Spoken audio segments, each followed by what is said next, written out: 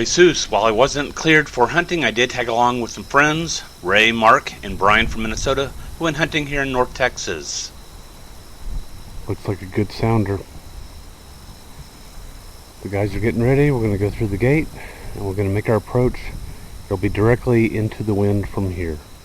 As you can see from the inset picture of Ray, we had an extremely bright moon. This picture was taken without the use of a flash. The hogs were about 400 yards out there, and we're going to stalk about 300 yards before getting set up to shoot. Here I've set up a camera on a tripod to watch everything go on, and I've got a handheld. You can see where the boys are lined up and the calibers that they're using. And the hogs are out there at about 90 yards. Now it looks like the cattle may be in the way, but they're actually shooting off to the left and the cattle are safe.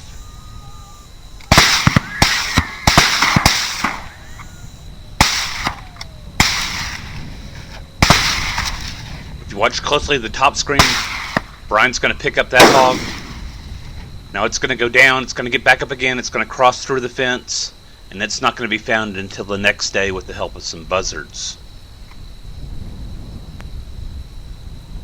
I don't see any other viable targets, so I scan over and take a look at the boys. And I thought Bryan's suppressor looked pretty neat right here. Came away with 2 hogs down, both of them boars, and like I said earlier, the last hog was found or observed in the field next door. Here I want to give a shout out to Cyrus the Virus 007. He suggested to me a device called a deadcat to reduce the noise on my recorders and sent me a video link showing how these particular type of deadcats are going to be used. I found that they work very well on the recorders. As you can see, that's Ray out in the field. His shirt is billowing in the wind. We had quite a bit of wind this evening, and you hear very little of it in the video, which is really nice. This is the next night, and Ray and Bryan are taking off after some hogs that are down at the low end of the pasture. The hogs are located on the backside of a tank dam with some deer off to the left of them. Here the guys have gotten set up. What I don't know is that they've decided that they're going to be shooting this hog off to the right, and I'm assuming that they're going to be shooting the group of hogs directly in front of them, and so that's what I've focused on right here. But they're shooting the one off screen. Alright, here we go.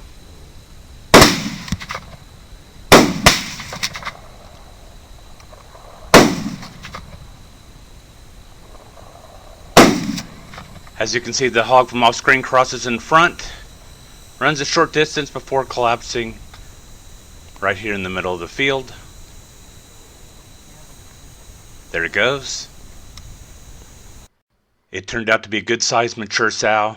Now the rancher wants these hogs removed from the field, so Bryan and Ray drag the hog from the field. Another night in a different location. We've got some hogs down there by the feeder. We know there are 2 larger hogs. Looks like there's some smaller hogs with them. We don't know how small they are. We're going to take the tracks of the road down to get closer to the hogs. That way we're not going through the grass, and we will be making less noise during our trek. And going down the road will also keep us in a good downwind position from the hogs as well. Now we've gotten set up. Minnesota Bryan is there on the right of the screen. The other boys are to his right. Here we go.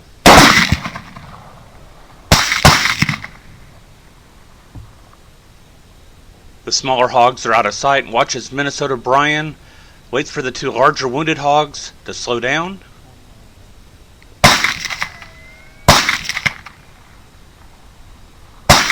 And he dispatches both of them.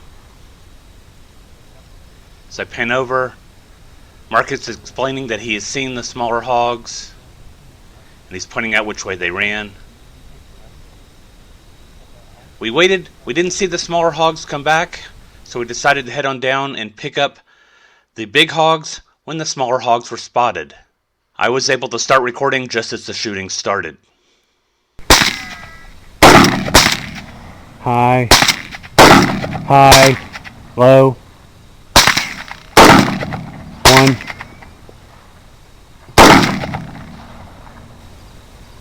Those are some expensive piglets. The boys came away with a larger nursing sow, another sow, Then, of course, the little bitty piglet. And Minnesota Bryan went ahead and took the back straps out of the sows for some good eating.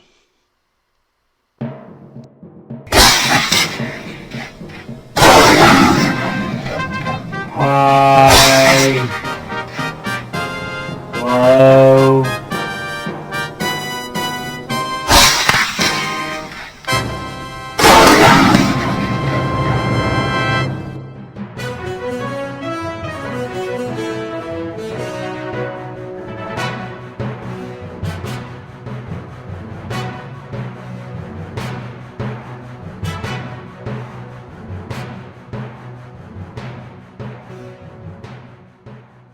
Carpe sus, my friends.